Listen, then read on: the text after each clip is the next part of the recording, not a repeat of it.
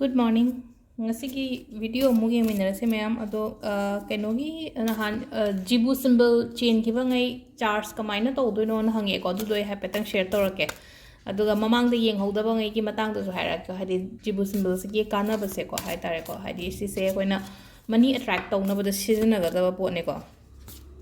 no masak su ulak ko hapetang ai horen keno loira kanda hadi karam bano hai ba do hana yeng hodaba ngai oiraga de hana yengaga chenba mayam ama lay do haidi moi do crystal do kamaina charge tawdoino khangje en harakpa ya bu do crystal do charge tawbagi mong do ne harake ko card ahum katang han lokthok pare se ko nungti gi sum yengba dumaina koi gi sum routine oile sisina amba gi card ahum siste lere ko sida lere ko card ahum se gi message ai pe teng mina se card number 1 ko card number 1 se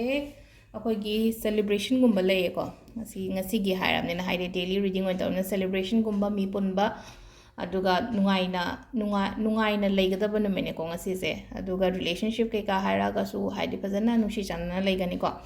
number 2 ko number 2 se sum keno ma sum khanjal laga leigano ko haidi wakha nungai taba ko taba leraga di khanjal laga leigano adu gi khanba du na even haidi tumba chaba phawa da ma ka fu keno to bangam da do adu chalhan go dum mayam do aduga haidi aigi normal regular routine sida oina fazana tawbiyo ko haidi akoina tumba chaba in haise ko haidi ngasai gi akoi ki stress natraga anxiety do leraga di tumba chaba se haidi changde na kemta aduduna chalhan graga di aigi ngasai gi tumsit phana tumba ahing tumba yadaba khotaba gumba leibase sugumba se ko adu ngasai gi aina tumsit phana tumma ga di pura refresh oidra hakala ko matamda ai che pura fresh oidra aduduna haidi pura refresh oito haibane basida koi bagumba cha tho khatang nuaitra ga di number 3 ko number 3 se age of swords hena lai ko age of swords se some kaino ma nangon da lakpe ko nungai ba pau ni khangde thabak nungai ba pau natraga nangi damakte opportunity offer gumba ma dumaina hai tare ko aduga card khogi keno se timing ko timing afaba se ko 6:40 dagina 8 bu ama legre ko pung 3 minute ni phu dagina pung 9 minute ani phawum legre pung 9 minute ani sidi matam se hendo khrani na video poster ko matam da di ko adui matung da pung 10 minute ni phu 3 dagina nundin gi pung 2 minute yankai ni thoi phawum phai ko adui matung dana amuk kaino pung 3 minute 10 dagina nungdangi pung 9 minute yankai mathoi phawwa ma leire aduga amana ahingina 12 minute ani 12 minute 9 ko 12 minute 9 dagi pung 1 minute 9 phawwa ma leire ko hadi timing afaba hairaga no ko adu ama ain sa haibo crystal haina haibo ko akoina sigi crystal seng bi ko sise koina Zibu Symbol haina haibne ko ina sum leiraga ina purse ta kai da hapo na traga wallet ta thammon haibne haibo yawoni ko sise ai personal game gi bo oiro na traga mamang du video si same gi ne sigi ko symbol se sumaina to ko haidi koi coin gi type do ne ko haidi si leibiyo leiraga ne koi gi ne nangi bag kumba da hapo sigi poche ko haidi si pisha attract to ne ba sigi poche aduga si se la ani ko yora akanda kamai to ko da charge to wa se ahamba da ko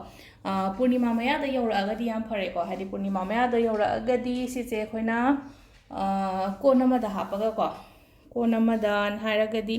tengkot kumbam da hape na khala se ba chamthu ena ko ising na chamthu ga tengkot kumbam da hapaga sigi poche akoina tha mangan da hai tare thagi mangal da gumba haidi moonlight ta charge to biga da ne ba adu tawdringe adu da suppose si se aina pen on lore ko dup ne na khala se dup se thara matung da mekhu thoktra maton si da ko adu dup tong haipetang smaina hana akoi gi symbol si da tawbire na ko aduga dum haidi purnima yang wali ba mathang tha da di oire aduga potsin lae haidi purnima di yang wali aduna haidi ai kamaina haidi sidi sinani haraga di ko purnima yawjinge matam oiraga na haidi dukum smaina thabiraga ko ngatang keno tawraga potse ko singdok pi ba hai tare ko chamthoga koina maikhudo sida yo keno to holaga ko mai mathak sida haidok piraga dumaina ma tawba yai aduga purnima numita su chap mana na hai tare ko lakadori purnima se tang nipan da tagum tawne aduda amu kai tawge da symbol se ꯍꯥꯟꯅ ꯆꯥꯝꯊꯣꯛꯑꯅꯤ ꯑꯗꯨꯒ ꯑꯗꯨ ꯊꯥꯔꯅꯤ ꯑꯗꯣ ꯇꯦꯡꯀꯣꯠ ꯑꯃꯗ ꯍꯥꯞꯄꯒ ꯊꯥ ꯐꯪꯕ ꯖꯒꯥ ꯑꯃꯗ ꯊꯝꯕꯤꯌꯣꯀꯣ ꯁꯤꯒꯤ ꯄꯣꯠꯁꯦ ꯑꯗꯣ ꯁꯤ ꯂꯩꯕꯒꯤ ꯃꯥꯒꯤ ꯀꯩꯅꯣꯗꯣ ꯂꯤꯡꯛꯇꯣ ꯑꯩ ꯗꯤꯁꯀ꯭ꯔꯤꯞꯁꯟꯗ ꯍꯥꯞꯄꯛꯀꯦꯀꯣ ꯗꯤꯁꯀ꯭ꯔꯤꯞꯁꯟꯗ ꯍꯥꯏꯐꯦꯠ ꯆꯪꯉꯒ ꯀ꯭ꯂꯤꯛ ꯇꯧꯕ ꯑꯦꯃꯥꯖꯣꯟꯗꯒꯤ ꯀꯩꯗꯒꯤ ꯀꯩꯅꯣ ꯇꯧꯕꯅꯦ ꯃꯥꯏ ꯁꯦꯂꯔꯁꯦꯀꯣ ꯁꯤꯁꯦ ꯔꯦꯀꯤ ꯈ꯭ꯔꯤꯁꯇꯜ ꯍꯥꯏꯅ ꯍꯥꯏꯁꯦ ꯑꯗꯨꯝ ꯌꯨꯁ ꯇꯧꯕ ꯌꯥꯕꯅꯦꯀꯣ ꯁꯤꯒꯤ ꯄꯣꯠꯁꯦ ꯑꯩꯁꯨ ꯁꯤꯖꯤꯟꯅꯩ ꯁꯤꯒꯤ ꯔꯦꯀꯤ ꯈ꯭ꯔꯤꯁꯇꯜꯁꯦ ꯕ꯭ꯔꯦꯁꯂꯦꯠꯇꯒꯤ ꯀꯩꯗꯩꯀꯣ ꯑꯗꯣ ꯁ꯭ꯇꯣꯟꯗꯤ ꯂꯩꯇꯦ ꯁ꯭ꯇꯣꯟ ꯍꯥꯏꯗꯤ ꯑꯩꯈꯣꯏ ꯖꯦꯝ ꯁ꯭ꯇꯣꯟꯒꯨꯝꯕꯗꯤ ꯂꯩꯇꯦꯀꯣ ꯑꯣꯟꯂꯤ ꯀꯩꯅꯣ ꯈꯛꯇꯪ ꯁꯤꯒꯨꯝꯕ ꯈ꯭ꯔꯤꯁꯇꯜ ꯑꯣꯏꯅ ꯌꯨꯁ ꯇꯧꯋꯦꯀꯣ ꯖꯦꯝ ꯁ꯭ꯇꯣꯟꯒꯨꯝꯕꯗꯤ ꯀꯩꯅꯣ ꯏꯁꯥꯅ ꯆꯠꯂꯒ ꯑꯣꯏꯅ ꯂꯩꯕꯤꯌꯣ ꯑꯣꯟꯂꯥꯏꯟꯒꯨꯝꯕꯗ ꯌꯥꯝꯅ ꯀꯥ ꯍꯦꯟꯅ ꯂꯩꯒꯅꯨꯀꯣ ꯑꯗꯨꯒ ꯑꯃꯅ ꯁꯤꯝꯕꯜ ꯑꯃ ꯑꯩ ꯍꯥꯏꯔꯛꯀꯦꯀꯣ ꯁꯤꯝꯕꯜꯁꯦ ꯑꯩꯈꯣꯏꯒꯤꯅꯦꯀꯣ ꯋꯁꯨꯙꯥ ꯁꯤꯝꯕꯜ ꯀꯧꯏꯀꯣ ꯋꯁꯨꯙꯥ ꯁꯤꯝꯕꯜꯁꯦ ꯑꯩꯈꯣꯏꯒꯤ